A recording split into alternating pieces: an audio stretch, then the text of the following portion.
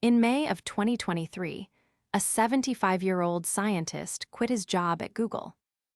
Companies lose people every week, and it never makes the news. This resignation made front pages around the world, because the man walking out had done more than almost anyone alive to invent the technology his employer was now racing to deploy. He left, he said, so he could talk about the risks with no corporate hand on his shoulder.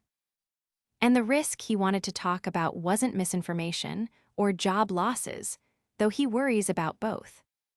He believes there's a real chance, he puts it at 10 to 20%, that artificial intelligence eventually wipes us out. His name is Geoffrey Hinton. The field calls him the Godfather of AI. This episode is about who he is, what changed his mind, and what exactly he's afraid of, because when the warning comes from the person who built the thing, it's worth taking apart properly. First, you should understand why his voice carries. Hinton isn't a pundit who discovered AI when chatbots got popular. He spent the 1970s and 80s working on neural networks, the brain-inspired approach to computing, through decades when most of his field considered it a dead end. He kept going anyway. In 1986, with David Rumelhart and Ronald Williams, he published the paper that made backpropagation famous, the learning algorithm that lets a network figure out which of its millions of connections to adjust when it gets something wrong. If you've watched our episode on how AI learns, that's the algorithm we walked through. Nearly every system in the world that gets called AI today, every chatbot, every image generator, learns with some descendant of it. For a long time, that work stayed academic. Then, in 2012, Hinton and two of his graduate students, Alex Krizhevsky and Ilya Sutskever, entered an image recognition contest called ImageNet with a neural network they'd trained on gaming chips. They didn't just win. They beat the runner-up by a margin so embarrassing that the entire field changed direction within a couple of years. Google bought their three-person company in 2013, and Hinton spent the next decade there. Sutskever went on to co-found OpenAI, the company behind ChatGPT. In 2018, Hinton received the Turing Award, computing's version of the Nobel, alongside Yoshua Bengio and Yann LeCun, the three of them nicknamed the Godfathers of AI. Then, in 2024, he won the actual Nobel Prize, in physics, for the foundations of machine learning. Only one other person in history, Herbert Simon, has held both awards. That's the resume behind the warning. So what changed his mind? For 50 years, Hinton assumed the human brain was the better learning machine, and that artificial networks were a crude imitation that would stay behind for a long time. Watching the new chatbots in early 2023 broke that assumption. What shook him wasn't just what they could do. It was the advantages digital minds have that biological ones can never copy.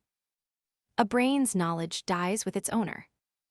A digital mind is just a pattern of numbers, so you can copy it exactly, run thousands of identical versions, let each one learn something different, and merge what they all learned back together almost instantly.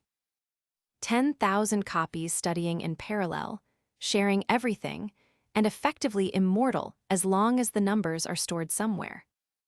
He began saying in interviews that we may have built a better form of intelligence than our own, and that he'd come to that view with something like vertigo. Within months, he'd left Google, careful to say he wasn't there to attack his old employer. Weeks later, he signed a public statement, one sentence long, alongside the heads of the very top AI labs. Mitigating the risk of extinction from AI should be a global priority, alongside pandemics and nuclear war. His core argument is almost uncomfortably simple. We have never had to share the planet with something smarter than us, and his challenge to audiences is to name one example of a more intelligent thing being controlled by a less intelligent thing for very long. That's the whole case, and you can weigh it yourself. He doesn't claim doom is certain, and that matters. 10 to 20% over the next few decades is his estimate, and he freely admits nobody can compute such a number precisely. But listen to what that range means. Nobody would board a plane with those odds. There's a famous line he gave the New York Times the week he quit, when they asked if he regretted his life's work. Part of him did, he said, but he consoled himself with the normal excuse. If he hadn't done it, somebody else would have. Now for the honest part, plenty of serious people think he's wrong. The loudest is Yann LeCun, one of the two men who shared his Turing Award, who has called extinction fears complete nonsense and puts the probability at effectively zero. He argues today's systems are far dumber than they look, and that doom talk mostly helps big companies lock down the field. Surveys of AI researchers find estimates smeared across the whole range, from near zero to numbers far above Hinton's. Sit with how strange that is. The people who share the same prize, who built the same technology and read the same evidence, land anywhere between nothing to worry about and 1 in 5 we all die. That isn't the field hiding the answer from you. That's the field not having one. What does Hinton want done? More safety research, real regulation, and lately something stranger and more interesting.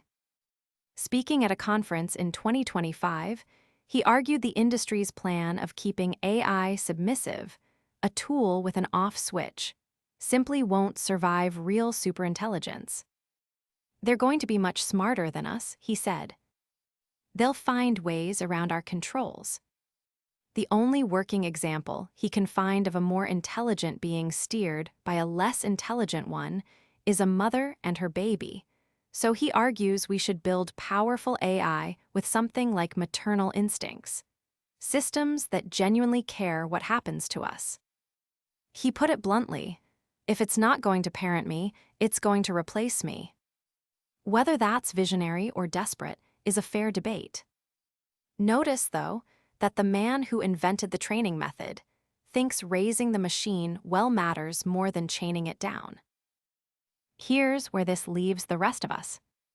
One godfather of AI says the risk of catastrophe is real enough to spend his 80s shouting about.